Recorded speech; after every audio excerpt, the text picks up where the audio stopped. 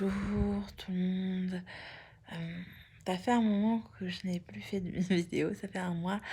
Aujourd'hui, à Katzen, nous allons parler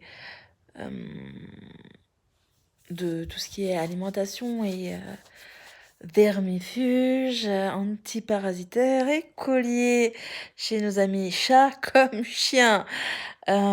Voilà. Pour commencer, il y a toujours eu un grand débat sur tout ce qui est vermifuge, hein. Certains vétérinaires vont vous dire: «Oui, si c'est un chat qui sort, c'est tous les mois, et le chien tous les 3 mois, hein, pourtant il sort!»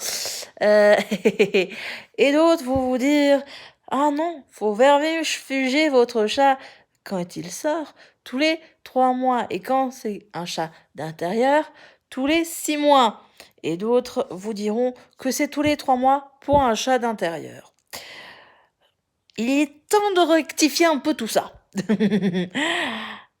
Il faut savoir que le vermifuge que chaque vétérinaire vous fournit, hein, à tous et à toutes, est composé principalement de choses chimiques, donc non naturelles, qui détruisent la flore intestinale de votre animal et son système immunitaire. Ça l'est pas en fait. Donc vermifuger votre animal quand il n'y a pas suspicion d'infestation de parasites internes ou avec réelle déclaration de manifestation, c'est lui bousiller son système immunitaire et sa flore intestinale, ce qui fait qu'il va choper plus facilement des petites saletés au quotidien réparties tout au long de sa vie. Et à la fin de sa vie, ça va aider à bousiller définitivement ses reins, son pancréas, son foie et même sa rate. Donc, et d'autres organes, hein. Donc, continuons sur notre lancée. Le vermifuge devrait servir normalement que si suspicion d'infestation ou s'il y a une infestation. Deuxièmement, il y a des vermifuges naturels que vous pouvez donner si vous voulez vraiment continuer ce surdosage, mais de manière naturelle avec aucun effet négatif. Il y a le thym, infusion de thym en branches, hein, des tisanes, vous pouvez donner à votre animal à boire. Ça va agir comme un vermifuge naturel et sans incident. Après, pour ceux qui veulent quelque chose d'un petit peu efficace, c'est faire infuser une gousse d'ail fraîche dans de l'eau et mettre une cuillère tous les 2 jours pendant une semaine dans l'alimentation ou l'eau, mais pas les 2, de votre animal. Parce qu'il ne faut pas oublier qu'à haute dose, l'ail est quand même toxique, mais agit très bien contre les parasites et infestations. Pour ce qui est de l'antiparasitaire, c'est aussi que du chimique, que ce soit par collier ou pipette Frontline. C'est eux aussi qui vont aider à bousiller les reins, les pancréas et tous les organes de vos chats qui filtrent le sang et qui filtrent tout ce qui est déchets. Et ce qui fait qu'il y a un peu plus d'ammoniac dans l'urine de vos petits animaux. Et ce qui fait que ça sent vraiment un peu plus mauvais. Donc, le collier peut être très dangereux pour votre chat si il n'est pas bien mis ou ce n'est pas un collier qui, à la moindre compression, se détache de lui-même. Évitez tout ce qui est chimique. Il y a des colliers non chimiques aux huiles essentielles, aux plantes naturelles qui sont fournies dans Normandie en Suisse, qui coûtent 2,95 €.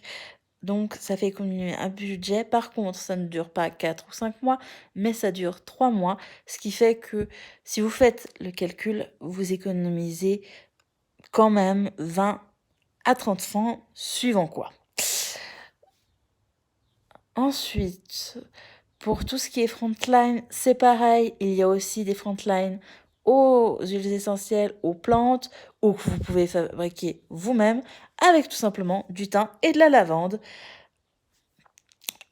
et de la menthe et du basilic frotté sur votre animal, sur son pelage, une fois par semaine. Et ça suffit euh, entièrement à le protéger.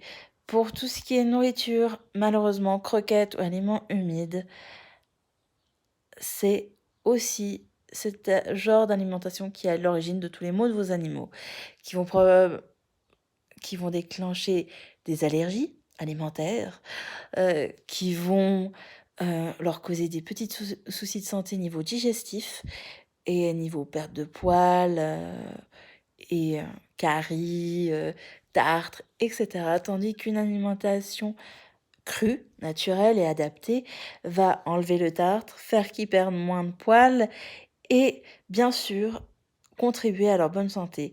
Vous économisez en frais vétérinaires et par contre le portefeuille s'agrandit un peu plus pour la nourriture. Je préfère, moi, personnellement, investir plus dans la nourriture que dans les frais vétérinaires.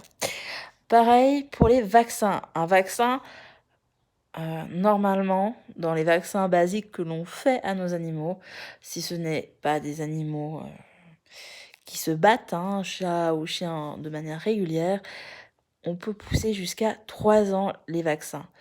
Sinon, si c'est un animal qui effectivement a tendance à se battre ou à se blesser facilement, hein, de manière régulière chaque semaine, c'est mieux de continuer une fois par année. Effectivement. J'espère que ça aura pu vous éclairer sur les choses qui coûtent à la santé à nos animaux et qui nous coûtent au porte-monnaie. Si vous avez d'autres questions, il n'y a pas de souci, n'hésitez pas par commentaire ou à l'adresse mail suivante vrmandarin@icloud.com. Au plaisir de vous lire. Ciao ciao.